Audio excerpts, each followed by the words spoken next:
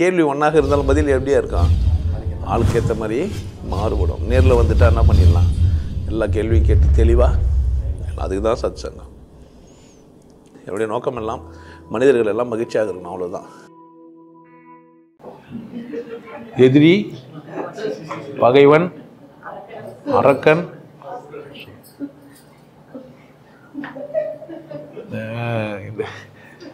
இந்த 4 போட்டு 3 எழுதுனுவாங்க பார்த்துருக்கீங்களா? 5 சிறு குறிப்பு வரைக அப்படின்னு ஒரு கேள்வி கேட்பாங்க. எனக்கு வாரம் வாரம் இது ஒரு பெரிய பிரச்சனை. ஏன்னா முன்ன பின்ன ஃபஸ்ட்டு கிஸ்ட்டு வந்தால் கூட பரவாயில்ல, திடீர்னு எதிரி, பகைவன், அரக்கன், அசுரன், வித்தியாசம் சொல்கிறான். நல்ல வேலை பொம்பளை யாரும் இல்லை, அரக்கி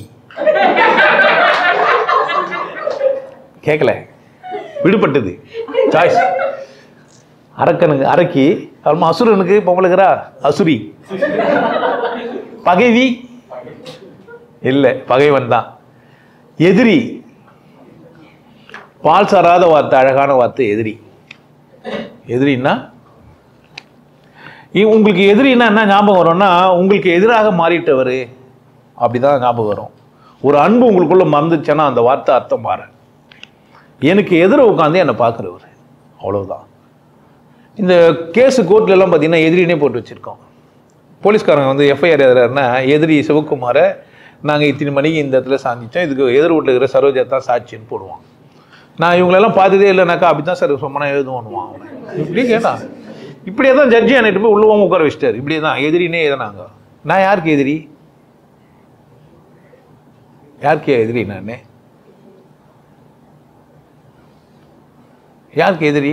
நான் உங்கள் எதிர உட்காந்துக்கிறேன். இப்போ நீங்களாம் எப்படி உட்காந்துக்கிறீங்க? நான் எப்படி உட்காந்துக்கிறேன்?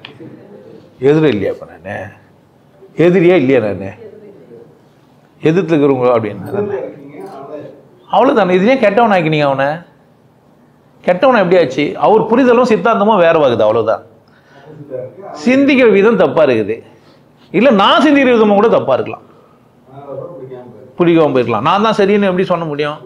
சொல்ல முடியாது. ஒரு கால் நானும் தவறாக இருக்கிறதுக்கான வாய்ப்பு இருக்குது.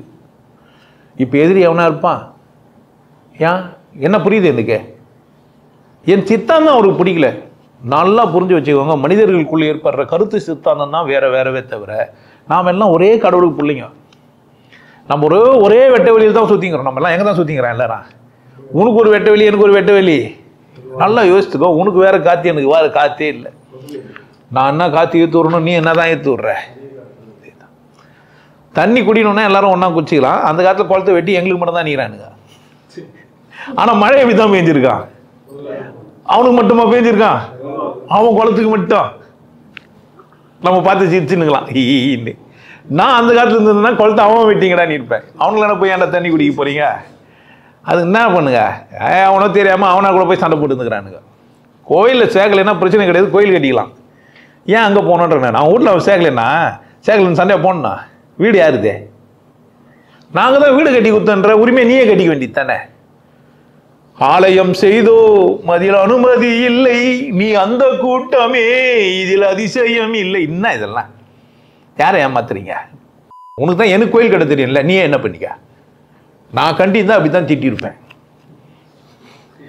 புரியுதா? நான் சொல்றது புரியுதா? இப்போ எதிரி யாரும் இல்லை.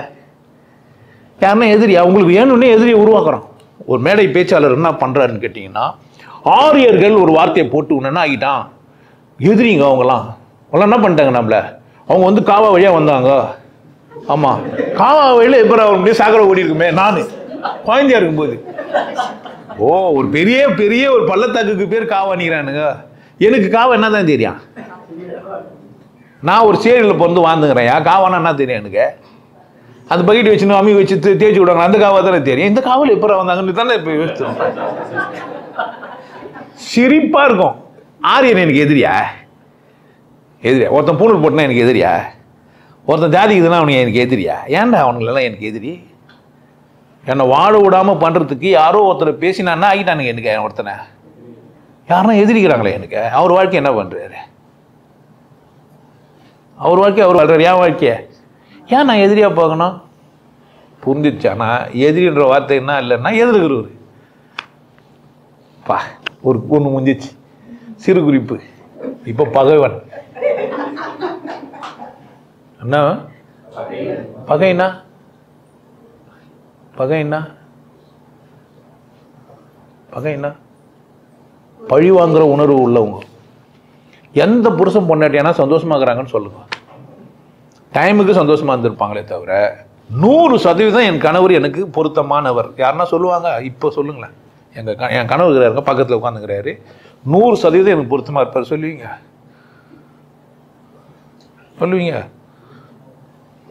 சொன்னால் அது பொய்யா தான் இருக்கும். நான் தான் பாட்டு பண்ண ஒரு பொய்யாவது சொல்லி சத்தியமாக மனசை தொட்டு சொல்லு முடியாது.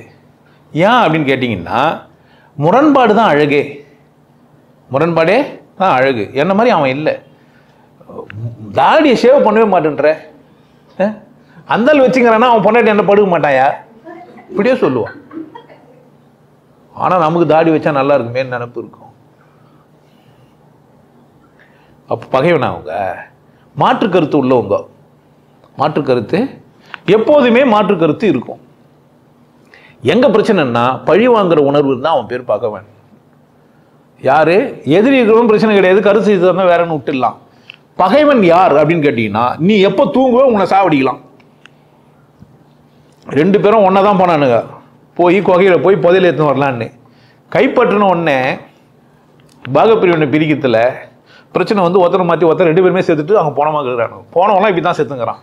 இது மாதிரி கதைகள்லாம் நிறைய வச்சுக்கிறோம் நம்ம. ஏன் அது மாதிரி நடக்குது? எப்படி ஆனால் அவன் தேவையின் பொருட்டு ஆள் மாறுவாங்கன்னு புரியல உனக்கு. யார் வேணா எப்போ வேணா பகையாயிடுவாங்க. அதில் ஒருத்தன் அதிகமாக புச்சவன் போயிட்டு ஒருத்தன் பாட்டே பாட்டான். நானே எனக்கு பகையானேன், என் நாடகத்தில் நான் திரையானேன், தேனே உனக்கு புரியாது ஒரு தெய்வம் வராமல். ஒவ்வொரு மனிதனும் பார்க்குறான், அவனுக்கு அவன் தான் எதிரி, வேற யாருமே இல்லை. அவன் தான் அவனுக்கு பகைவனாக பார்த்துக்கிறான். நல்லா இருக்க மாட்டேன்னே முடிவு பண்ணிட்டானுங்க. க்ளீனாக முடிவு பண்ணிட்டானுங்க. கட்டிங்க போடு திட்டு. நல்லா இருந்தால் என்னத்துக்கு நாரிப்பாட போட. டேய் 4 வாரம் வர முடியல அதுக்கடா இப்படிலாம் திட்டுவேன். நம்போ நீ வாரம் 2000 ரூபாய் கொடுப்பேன் என்ன? நான் ஏமாந்த சொன்னகிறியா? 3 வாரம் வர முடியல, நான் இன்னைக்கு 1 வாரம் வர முடியல, என்ன சவாரி வந்துச்சு. நான் என்ன பண்ண 12 வாரம் வர முடியாத அளவுக்கு பொறுப்பில்லாத உனக்கு எதுடா கடவுள், நான் தேடி கண்டுபிடிச்சிடும் போட. பகைவனாவே நினச்சிக்கிறான். யார? என்ன? ஒரு சண்டையும் இல்லை, எனக்கு அவனுக்கும் பிரச்சனையே கிடையாது. அவனே பிரச்சனை என்ன பண்ணுறான்? அவன் என்ன பண்ணுகிறான்? இப்போ பழி வாங்க வர பார்க்குறான். வரான், கற்றுக்கிறான், இருந்தாலும் வசதியாகவே ஆயின்னு போகிறான்னு பார்க்குறான். நான் போனால் அவன் தானே வசதியாக இருக்கிறான், நம்ம நின்று அவன் வசதியாக ஆகிட மாட்டான்னு நினச்சிக்கிறான். தமாசாகுது இது. இது சிரிக்கிறது இல்லை, ரொம்ப ரொம்ப தமாசாகுது. பகைமை உணர்வு உனக்கு வந்துச்சேன்னா உன் ஹார்ட் பீட்டு அதிகமாகிடும். உன்னே நீ என்ன பண்ணுவ? வச்சுப்ப. அப்போ அடுத்து உனக்கு கேடு செய்கிற நினைக்கிறவனுக்கு பேர் தான் யாரு? பகைவன். யாருக்கும் கேடு செஞ்சுக்கல, அவனுக்கு தான் செஞ்சுப்பான். கேடு யாருக்கு தான் செஞ்சுப்பான்? அவனு தான் கெடுவான். அடுத்து உன்னை கெட்டு போகணும்னு நினைக்கும் போதே நான் என்ன ஆயிட்டேன்? கெட்டுட்டேன். யாரும் கெடுத்துட்டாங்க, என்ன கற்பழிச்சிட்டான், முடிஞ்சிச்சு கதை. இப்போ பகைவன் யாரு? அவனுக்கு அவனே முரண்பாடாக போயிட்டுவேன். யாருக்கு யார் முரண்பாடாக போயிட்டுவேன்? பகைவன். அவனுக்கு அவனே முரண்பாடாக போயிட்டேன்னா இப்போ பகைவன் வெளியேறேன்னா அவனாவா? பகைவன் ஒருத்தன் வெளியே யாரும் இல்லை. யாருக்கு யாரே ஆயிட்ட? உனக்கு நீ கெடுதல் பண்ண ரெடி ஆயிட்டேன்னா நீ யாரு? எதிரி பிரச்சனை இல்லை, எதிர்க்கிறவரு. பகைவன் பிரச்சனை நீ தான். அது வேற யாரும். அரக்கன் அப்படின்னா யார் அப்படின்னு கேட்டீங்கன்னா விசேஷமானவன். அரக்கெல்லாம் பார்த்துக்கிறீங்களா? ஸ்ட்ராங்கு, போல்ட்னஸ், பர்ஃபெக்ட், கரெக்டாக இருப்பான். அவனுக்கு பேர் தான் யாரு?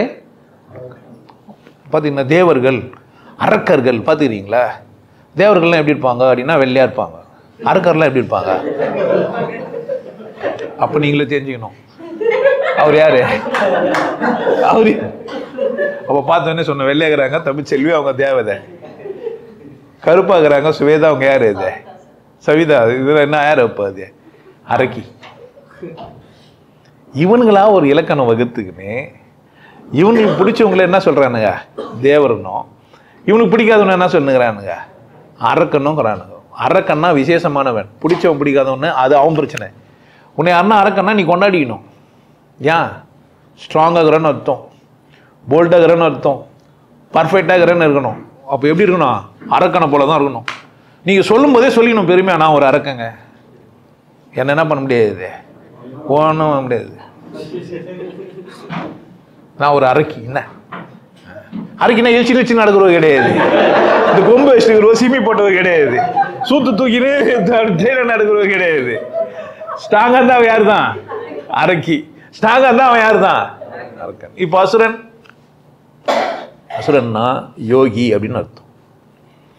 அசுரன்னா என்ன அர்த்தம்? யோகி, தெளிந்தவன், புரிந்து கொண்டவன், வெற்றி பெற்றவன். வெற்றி பெற்றவனுக்கு பேர் என்ன? அசுரன். அசுரன்னா இனி அவங்ககிட்ட ஜெயிக்கிறதுக்கு ஒன்றும் இல்லை. யாயாதி ராஜனுக்கு பேர் அசுரன். யாயாதி ராஜனுக்கு பேர் என்ன?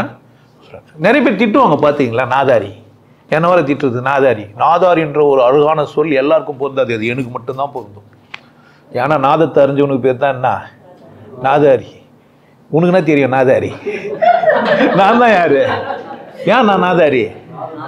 அப்பா, அப்போ அசுரன் யாரு? அரக்கன் நீயா கூட இருக்கலாம், நீ அசுரனா ஆகணும். நீ என்னவா மாறணும்? அரக்கத்தனமாக இருந்தால்தான் நீ அசுரனாவே ஆக முடியும். புரிஞ்சிச்சா? நானும் வேற வேற வேற வேற ஸ்டேட்டஸ். எதிரி ஒருத்தன் இல்லை, தனக்கு தானே கெடுக்க நினச்சிட்டுவன் பகைவன். தண்ணியில் விசேஷமானவன் யாரு? அசுரன். விசேஷத்தை நோக்கி நகர்வன், ஸ்ட்ராங்காக இருக்கிறவனுக்கு பேர் அரக்கன். ஆண்பால் பெண்பால் எங்கே வந்துக்குது? விசேஷத்தை நோக்கி நடக்கும்போது. தன்னை தானே கெத்துக்கிறவனுக்குன்னா இல்லை. ஏன் பெண்ணை சொல்ல தன்னை தானே கற்றுக்கிறதுக்கு? பகைவின்னு ஏன் சொல்ல? ஏன் சொல்ல? ஏன் சொல்ல? பெண் எப்போவுமே விசேஷமானவோ, கருணையின் உச்சம். பொம்பளைங்களை வந்து அட்ராக்ட் பண்ணுறல அப்படிலாம் இல்லை. ஏன்டான்னா எப்படி இருந்தாலும் ஒரு பிள்ளை பெற்று கொடுத்துருவான். சும்மா போகிற தூய்மையை திரண்டுனா வாக்கி வச்சுக்கிறா, என்ன பிள்ளைய வச்சுக்கிறா. அவள் தனியாக இன்னும் பண்ண வேண்டியதில்லை. அவளால் பகைமை பாராட்டவே முடியாது. அவளால் என்ன பண்ண முடியாது? பகைமை பாராட்டு. எல்லாருக்கும் இறக்கப்படுவான். நான் அதெல்லாம் அனுபவிச்சுக்கிறேன். நான் சஸ்பெண்டில் தண்ணி மூடுவோம். அப்போல்லாம் என் கால் ஒழுக்கிச்சு. யாரும் ஒரு பொம்பளை அப்படி கத்துவான். டிவியில் ட்ராமா நாடகம்லாம் பார்க்கறதுலாம் எதுக்கு பார்க்குறாளுங்கன்னு நினைக்கிறேன். எவனா சண்டை போட்டால் அழுதுன்னு இருப்பாளுங்க பார்த்துட்டு. இவங்களுக்கு பிடிக்கும், புரியுதா? அதனால் அவங்க என்ன பண்ண மாட்டாளுங்க. அவங்களுக்கு பகமை உணர்வு வர வருது. அவ்வளோ திட்டுவான் வீட்டுக்காரன். ஒரு டிராப் விஷம் போகிறது எவ்வளோ நேரம் ஆகும்? வீட்லேயே முன்னாடியே இருக்கும் விஷம் கூட. ஆனால் என்ன பண்ணவே இல்லை. என்ன தியாகு, உன் பொண்டாட்டி தெய்வம் தான் தெரியுதா? எதனால? புரியுதா? ஏன் பெண்ணை சொல்ல? ஏன் சொல்ல? கருணை, தெய்வம். விஷம் போட மாட்டா. அப்படி அவ விஷம் போறான்னா அவ்வளோ மோசமா நடந்துக்கணும்னு அர்த்தம். சராசரியா நீ திட்டிட்டு கிட்டிட்டு.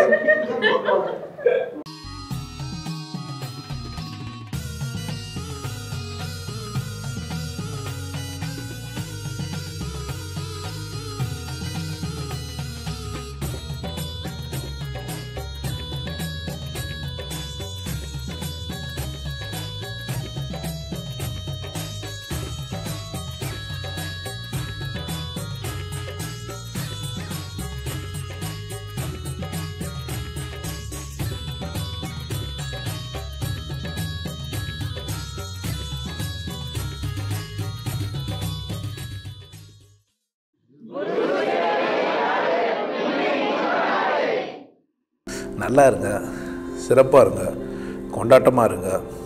உங்களை நீங்கள் மதிப்பு மிகுந்தவராக மாற்றுறது உங்கள் கையில் தான் இருக்குது. நல்லா இருங்க. நான் ஒரு வாய்ப்பு என்னை பயன்படுத்திக்கலாம். நல்லது.